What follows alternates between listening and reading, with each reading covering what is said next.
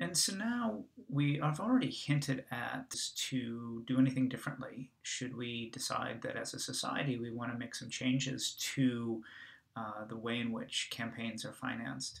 Um, we saw some in the video, the How Stuff Works video. We saw in the discussion of the ideas put forward by the Montana governor who is running for the presidential nomination for the Democratic Party as a way to deal with this issue.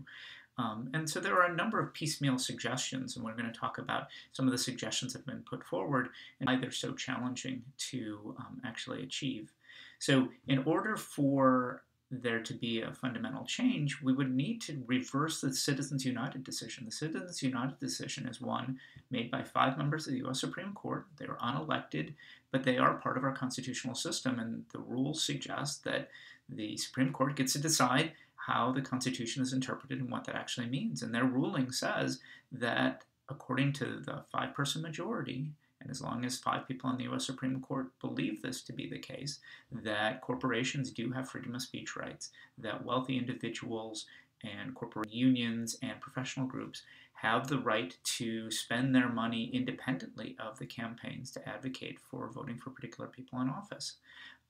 So the one suggestion that you saw in the How Stuff Works video, not the How Stuff Works video, instead it's the story of stuff. There's a bunch of stuff in the titles. The story of stuff is that there's a constitutional amendment. One way of changing the ability of the U.S. Supreme Court to interpret the Constitution is to change the Constitution itself. And so you could have a constitutional amendment that changes the wording. You could say, as the video suggests, you could have it so that corporations aren't people, indicating that there's an indication by our society that we don't accept the Supreme Court's interpretation that corporations have independent freedom of speech rights.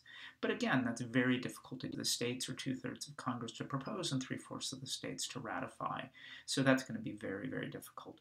Having the Supreme Court change is also very difficult to do because they have appointments, and it depends on who the President of the United States is, who the Senate is, and the health of the people on the U.S. Supreme Court. So those are not going to happen anytime soon, people believe. One way is to talk about the public financing of elections. That it has been done. It's been done for the presidency, and that is that there is partial funding, not complete funding, of presidential campaigns. So presidents running for office, once they have gotten the nomination of their political party, can accept matching funds from the federal government to be able to use taxpayer money. It's on your taxes that says, do you want to donate $3 to the presidential campaign fund? It hasn't actually been used since John McCain used it. And since then, all presidential candidates have actually decided not to, because if you accept the matching funds, there's some limitations on how much money you can spend. And so presidential candidates can raise as much money as they want, tend to just do that themselves. But there has been some, and before John McCain, then typically presidential candidates did accept the matching funds.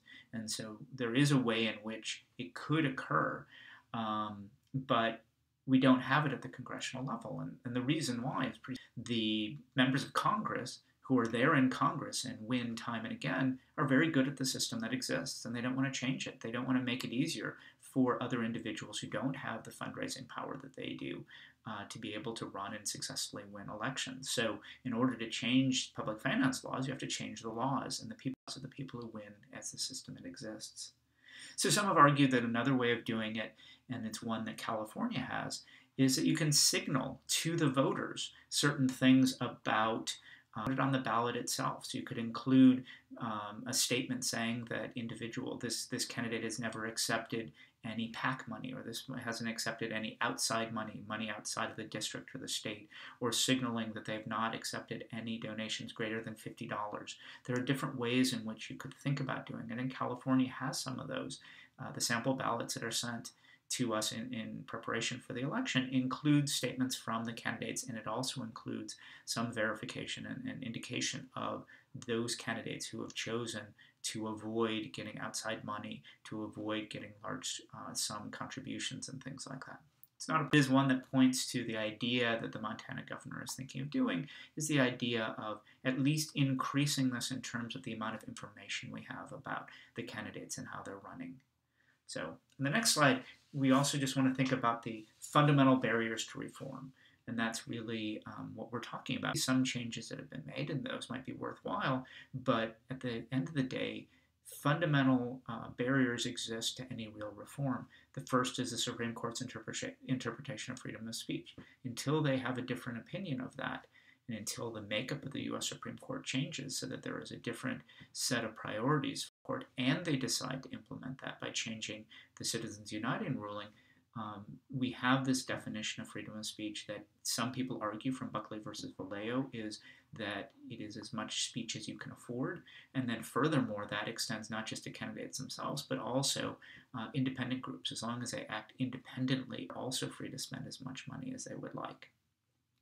The other barrier is that those who are asked or tasked with changing this, the representatives who need to change the laws, are exactly the individuals who benefit from them. And so it's hard to see. You can see why it might be the case that there would be some concern about the ability to buy the presidency. And so the idea of having some matching funds for presidential elections is something that Congress would certainly support.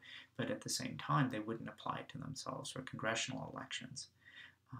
And finally, we see something as we saw with the debate about gun control and gun rights, is that although people care quite a bit about how much money matters in our political system, it is a concern. You saw that in the Story of Stuff video, some public opinion polls suggesting that a majority of Americans and even a majority of Republicans are concerned about the influence of corporations in our political system.